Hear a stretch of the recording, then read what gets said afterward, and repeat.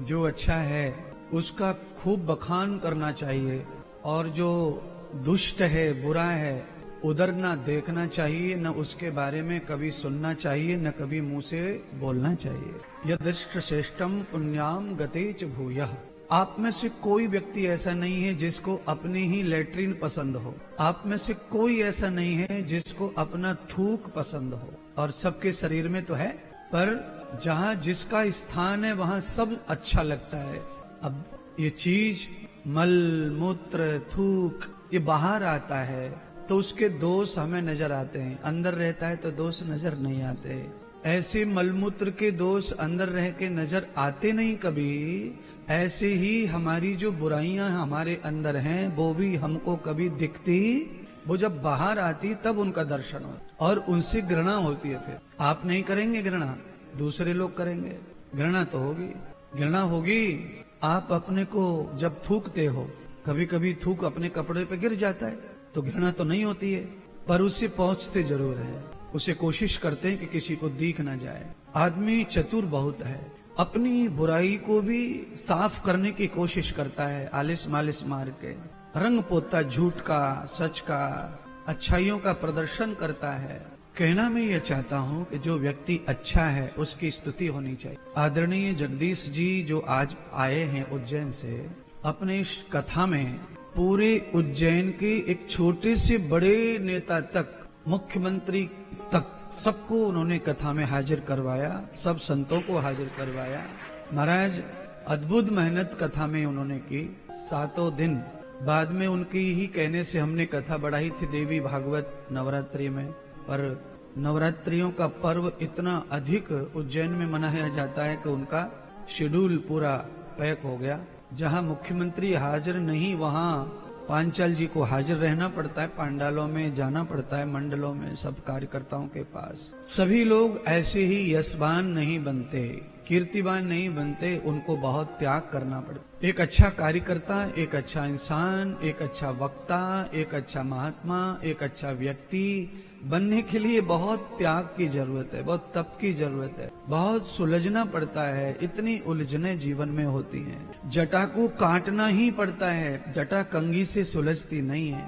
बहुत महात्मा जटा बना के रहते हैं, उनकी जटाएं कंघी से नहीं अच्छी होती, वो ऐसी उलझती हैं कि उनको काटो तो पीछा छूटेगा, सुलझाने से सुलझेंगी नहीं। बंधुओं, हमारे आपके जीवन की जो उलझने हैं वो जटा की तरह हैं, पर संतों की कृपा से वो सुलझ जाती हैं। ये हमारे ऊपर बड़ी मेहरबानी है।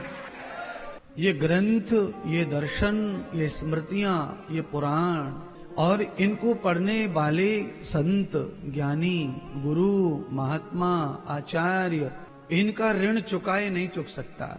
होता है कुछ गलतियां महात्मा संतों से भी होती हैं, आचार्य ब्राह्मण पंडित से भी होती हैं, पर फिर भी इनका ऋण नहीं चुकेगा। रावण के बारे में जितनी बुरी बात कही जाती है उसके साथ ही उसकी अच्छी बात भी कही जाती है। महाराज लोग कहते हैं कि रावण राक्षस बन गया था, धन का भी लालची था और प्रतिद्वंदी को जिंदा नहीं छोड़ता था, इतना हिंसक भी था। अच्छा, हिंसक होने के साथ बलवान भी था।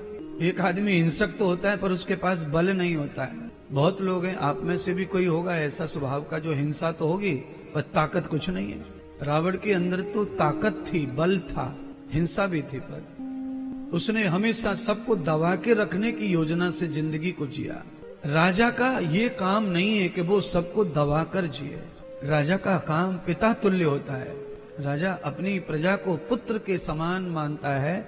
मनुस्मृति के माध्यम से मैं आपको बता रहा हूँ कि मनुस्मृति में महाराज मनु ने राजा का धर्म बताया। तो राजा कैसा होना चाहिए? तो राजा पिता तुल्य होना चाहिए। एक पिता अपनी औलाद के लिए क्या कुछ नहीं करता है, सब कुछ करता है। अपने खाने वस्त्र तक खत्म करता है, पर बच्चों के लिए पूर्ति करता है। ऐसे ही प्रजा की पूर्ति राजा को भी करनी चाहिए। रावण ऐसा नहीं था, पर कंस ऐसा नहीं था।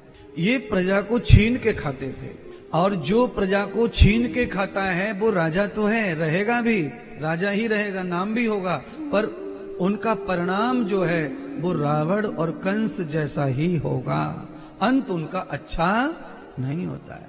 इसीलिए किसी भी स्थिति को आगे बढ़ाना है तो उसमें त्याग बहुत जरूरी है, संयम बहुत जरूरी है, मिठास बहुत जरूरी है, प्रखरता बहुत जरूरी है, साफ सुथरा जीवन बहुत जरूरी है।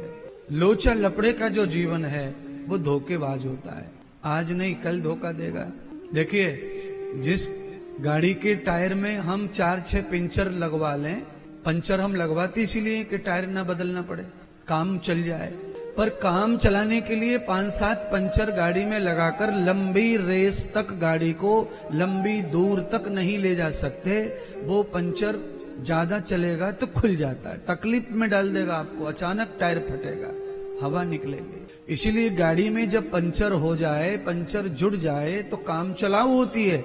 इसीलिए उससे स्नेही कम यात्रा ही करनी, लंबी दौड़ का घोड़ा नहीं है ये पंचर की गाड़ी। पंचर की गाड़ी का तात्पर्य होता है आपके बिगड़े हुए जीवन को सही कर लिया। आप बिगड़े हुए थे, सही कर लिया, खुद को सुधार लिया। अब सुधार लिया तो ये जीवन लंबा चलेगा, सब कुछ जीत लेंगे, पूरी यात्रा पूरी कर लेंगे। नहीं, आपके पिछले जो कुकर्म है सुधर के भी आपका साथ छोड़ते नहीं है। गाड़ी चलती जरूर है, पर वो पंचर वाली जो प्रॉब्लम है वो साथ ही चलती है गाड़ी के। जुड़ तो गया पंचर, आप अच्छे तो हो गए, सुधर तो गए, आपने इलाज तो कर लिया, आपने जनेऊ तो पहन लिया, कंठी तो पहन ली, आप सदाचारी तो हो गए, पर पिछले जो कुकर्म हैं, बुराइयां हैं, अच्छे होने के बाद वो नष्ट नहीं होती है, वो साथ ही रहती है। जहां पर भी आप थोड़ा बुराई करोगे वो पिछली बुराई सब बाहर आ जाएंगे। अब आप कहेंगे प्रमाण दो एक ऐसा, सुधरने के बाद भी पाप पीछा नहीं छोड़ता, इसका प्रमाण दीजिए। तो प्रमाण मेरे पास में छोटा मोटा नहीं है, प्रमाण मेरे पास बड़ा है। बड़ा कैसा? पितामह भीष्म ने 100 जन्म लिए अपनी बुराई को धोने के लिए, पर 100 जन्मों के बाद भी पितामह भीष्म की बुराई म्हणजे पाप समाप्त ही नहीं हुआ, खत्म नहीं हुआ, क्योंकि उन्होंने उसका फल ही नहीं भोगा। इतने सत्कर्म किए, इतने शुभ कर्म किए, इतने यज्ञ किए और हर जन्म में राजा ही बने, इतना प्रारब्ध मजबूत कर लिया कि पाप जो था वो कभी सामने ही नहीं आया। तो भीष्म पितामह से गलती कहां हुई? महाभारत में पाप का साथ दिया और पाप होते हुए देखा। बलवान होके भी निर्बल स्त्री द्रौपदी की साड़ी बढ़ाने में काम नहीं किया, दुशासन ने खींचा।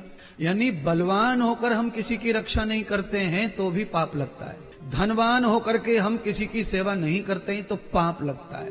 पाप किया नहीं है तुमने, लगेगा। आपके पास सामर्थ्य है और आप सामर्थ्य में भी निर्बल का साथ नहीं देते हैं तो अपराधी कहलाते हैं। भगवान की नजर में ये सामाजिक अपराध नहीं है, पर ये प्रभु का अपराध है। आपके पास में धन की बहुताश है, आपके पास तन की बहुताश है, आपके पास बुद्धि की बहुताश है, आपके पास समझ की बहुताश है, ये सब कुछ आपके पास है और आप इसको दान ही नहीं कर रहे किसी को, आप इसका प्रयोग नहीं कर रहे हैं, आप केवल अपने लिए ही जीना चाहते हैं। इससे ये सामर्थ्य अपने लिए नहीं है, सामर्थ्य भगवान तब ही देता है जब आपको सामाजिक बनाए। समाज के लिए ये ताकत है, बल है। अच्छा बोलो, ये हवा किसके लिए चलती है? हवा के लिए चलती है कि हमारे तुम्हारे लिए हैं? अच्छा बोलिए, नदियां किसके लिए बह रही हैं? ये नदियां खुद पानी पीती हैं कि हमारे तुम्हारे संसार के जीवों के लिए? पेड़ पौधे बताओ हवा किसके लिए फेंक रहे हैं, फल किसके लिए दे रहे हैं, फूल किसके लिए आ रहे हैं? ये धरती क्यों कष्ट सह रही है? धरती का क्या अपराध है भाई? ये कष्ट क्यों सह रही है? कहीं हिल रही है, कहीं गल रही है, कहीं फट रही है, कहीं खुद रही है, कहीं दब रही है। लोग तो इसकी गर्दन दबाते ही रहते हैं। क्यों भाई? भैंस दूध नहीं दे रही, 1 महीना की ब्यात की है, बछड़ा मर गया ताजा ताजा, अब दूध छोड़ती नहीं वो, तो दूध तो बच्चे के लिए उतरता है, पर अब दूध बच्चा नहीं है तो वो देती नहीं, तो उसके दे इंजेक्शन, दे डंडा, दे इंजेक्शन, दे डंडा। ये भाई ये क्यों हो रहा है? पर हम कर रहे हैं। इसीलिए परोपकाराय बहन्ति नद्याम परोपकाराय फलन्ति वृक्षाम। परोपकाराय द्वहाव गावः परोपकाराय इदम शरीरम। हमारा आपका शरीर भी परोपकार के लिए है ही है।